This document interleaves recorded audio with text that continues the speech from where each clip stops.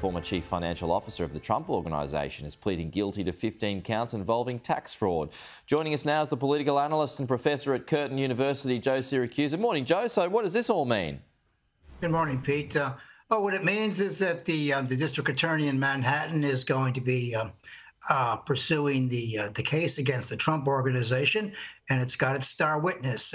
Ellen Weisberg has admitted to taking fringe benefits, tuition checks for the kids, cars and apartments and all the rest of it. So he's evaded taxes. But he was the guy who came second. They were looking for Trump. They couldn't get him on anything. Trump hasn't been accused of anything. But the point is that the Trump Organization goes on trial in a couple months, and the prosecution now has its star witness. There is no chance, though, that Weisberg is going to turn evidence on Trump. He's made that very clear. In fact, after his plea bargain, Pete, the Trump organization gave him a birthday cake at the Trump Tower for his 75th birthday. So he's not gonna turn on Trump. But Trump's had some good news this week. That is, the judge who authorized the search warrant has asked the Justice Department to agree on a redacted statement or the affidavit about how or why he decided to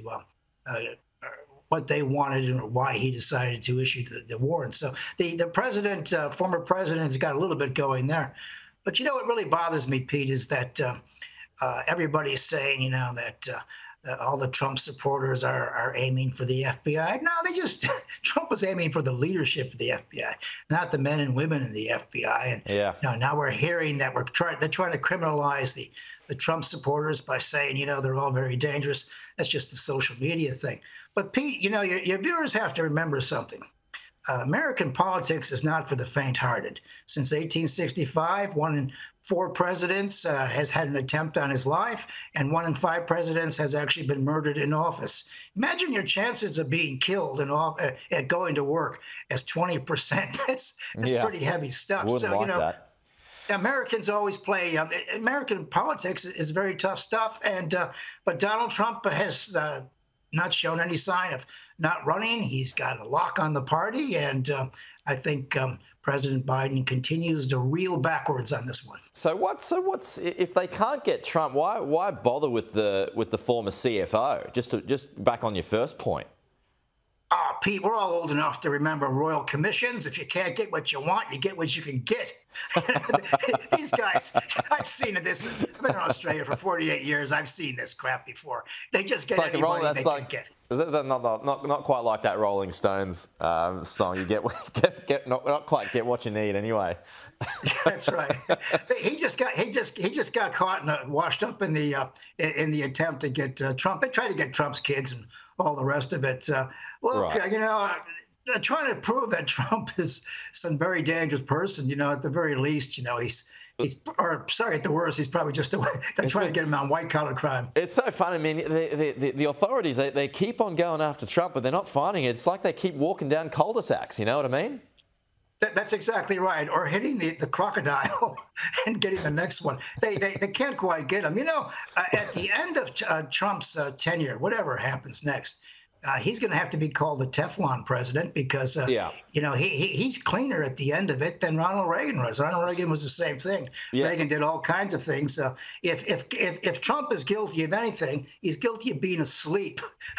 I don't think they're going to get him on anything else. So Sorry, Joe. So since we originally spoke about the FBI raid on his compound in Mar-a-Lago, we had questions over it anyway because, what they had taken in the first instance wasn't revealed. So that was already red flag. So since then, are you any more or less convinced that there's anything there? Oh, there's nothing there. Look, I know all about the archives and what they're looking for and those kinds of things.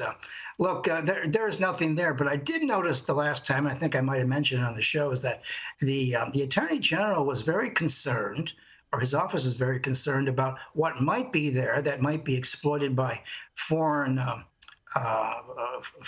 agents, that is, things that they could find there. So, they're not really accusing Trump of anything in particular, but except being sloppy with the stuff around the house. Pete, I know what he took home. He took home those bromance letters between him and Chairman Kim in North Korea. Those things would be worth a fortune hanging up in some bar in Montana. That's a good point. That's a very good point. Now, but how does Garland stay in his job after all of that then?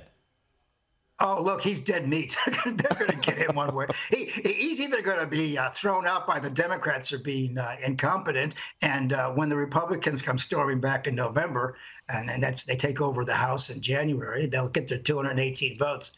And it's already been promised by the Speaker, by the Republican leader in the House, they're going to get Garland.